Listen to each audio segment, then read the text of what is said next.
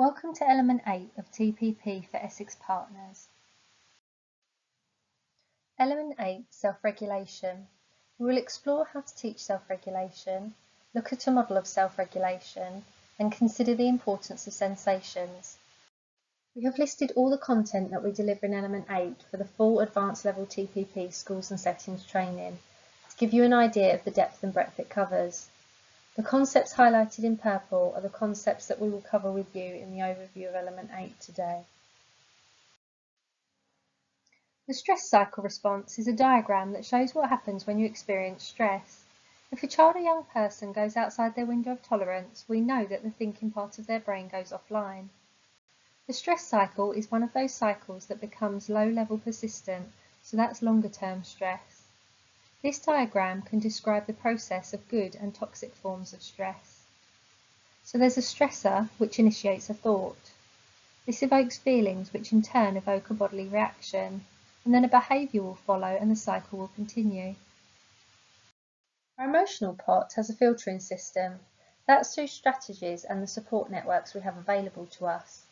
If the filter gets blocked, it fills up and overflows. A terracotta pot is porous, so some emotions will permeate into the pot.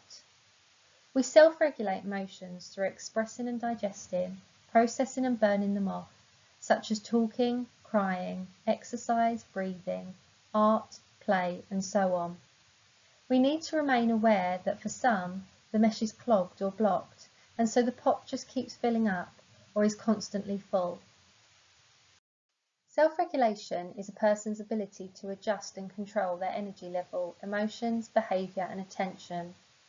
Appropriate self-regulation suggests that this adjustment and control is conducted in ways that are socially acceptable. Self-regulation is a personalised skill that everyone needs in order to function successfully in life. It is required in moments of stress to keep us within our window of tolerance, which you'll remember from the previous programmes. What we do for ourselves can help get us back into our window of tolerance. Self-regulating is different from self-control. Self-control is about setting own limits, and it can wear out like a muscle, as we're relying on willpower. Think about the level of self-control needed not to eat lots of biscuits. Eventually, you could run out of energy or motivation to maintain this, give up and eat the whole packet. In order to have self-control, you need to be able to self-regulate. Self-regulation is the soothing required to allow planning. It is what helps you maintain the self-control for longer. However, many children arrive at school having not yet developed self-regulatory skills. Children who have experienced stress or relational trauma often have significant difficulties with self-regulation. The self-regulatory difficulties might include any combination of the following: self-awareness, setting goals, making plans, organising thought, impulsivity, initiating activities, strategic thinking, problem solving, generalising learning, transferring skills, and flexibility of thought. Fortunately, developing self-regulation continues through childhood and into adulthood, so there is always hope for new skills. We would now like you to pause this webinar and click the link to video 10 in Element 8 of your video link handout that goes along with these webinars. In this video, Bruce Perry describes the importance of self-regulation. Shanker's theory of self-regulation indicates that there are processes involved in self-regulation which can be divided into three broad areas: sensory regulation, emotional regulation, and cognitive regulation. Sensory regulation allows children and young people to maintain an appropriate level of alertness in order to respond appropriately across environments to the sensory stimuli present. Emotional regulation allows children and young people to respond to social rules with a range of emotions through initiating, inhibiting, and modulating their behaviour in a given situation to ensure social acceptance. And cognitive regulation allows children and young people to use cognitive thinking processes necessary for problem solving and related abilities in order to demonstrate attention and persistence to tasks. Suggested tools could include sensory supports such as weighted blankets, lights, bubbles and teddy bears. Calming techniques could include breathing, walking, mindfulness, yoga and repetitive activities, and thinking strategies could include counting to 5 in your head, consciously choosing to distract yourself, and puzzles. Stuart Shanker's model of self-regulation can help us to be a stress detective. Stuart Shanker writes that there are 5 domains that we need to be aware of when considering what can cause stress. The biological domain includes stressors related to physical health, healthy daily routines, physical activity, and various aspects of maintaining energy, including the role of the nervous system plays in regulating energy levels. The emotional domain includes emotional resiliency, the ability to regulate strong emotions, and the willingness to take safe risks. Developing emotional learning activities is important as it's a way of intentionally teaching these skills. The cognitive domain includes attributes such as the ability to focus, consider others' perspectives, planning, logical thinking, and time management. Stressors can shift children's ability to focus and shift their attention. The social domain comprises of attitudes like understanding and responding to the feelings and intentions of others, effective communication and listening, and the ability to repair breakdowns in relationships. Developing the social self is highly dependent on co-regulation, a process in which 2 people are socially and emotionally in sync with one another. Key attributes of prosocial domain include empathy, honesty, and the desire to do the right thing, along with the ability to co-regulate with others and put someone else's needs ahead of your own.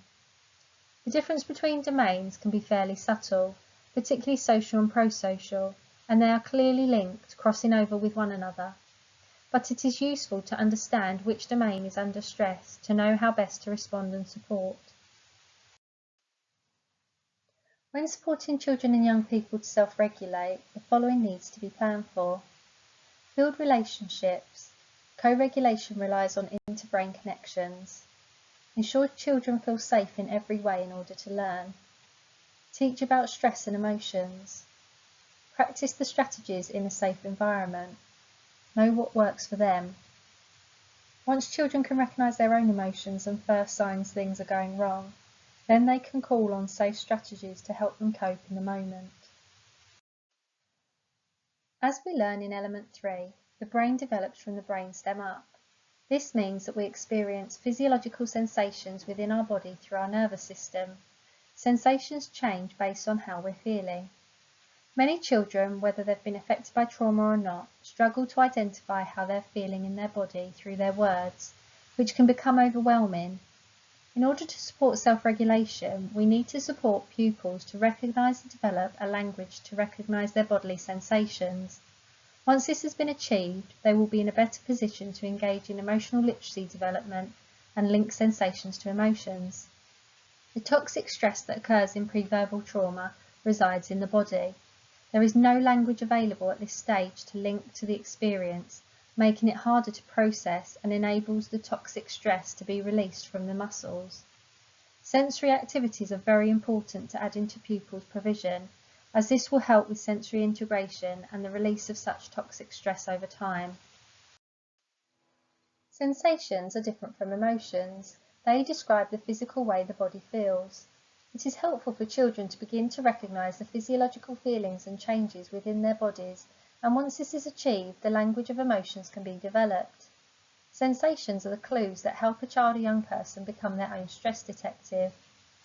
Non-verbal children can be invited to point to where it is in their bodies that might feel shaky, for instance, numb or calm.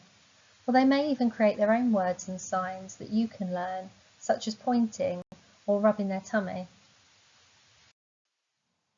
Once a child or young person has learnt to identify the sensations of emotions in their body, it's helpful for them to begin to name a range of different feelings we can experience as humans at an age-appropriate level. Not only that, it can also help to teach them about the intensity of emotions, such as mild to intense feelings, and how pleasant or unpleasant the emotion feels. We would now like you to pause the webinar and click the link to video 11 in element 8 of our video link handout that goes along with these webinars. This video illustrates how children can use sensations vocabulary and demonstrate the usefulness of breathing for self-regulation. We have now come to the end of element 8. Please be aware that the topic of trauma and emotional well-being can be emotive, and it's important to look after your own well-being. There are some useful links for accessing support should you or someone else you know need it. You can find the slide in the downloadable copy alongside our TPP webinars.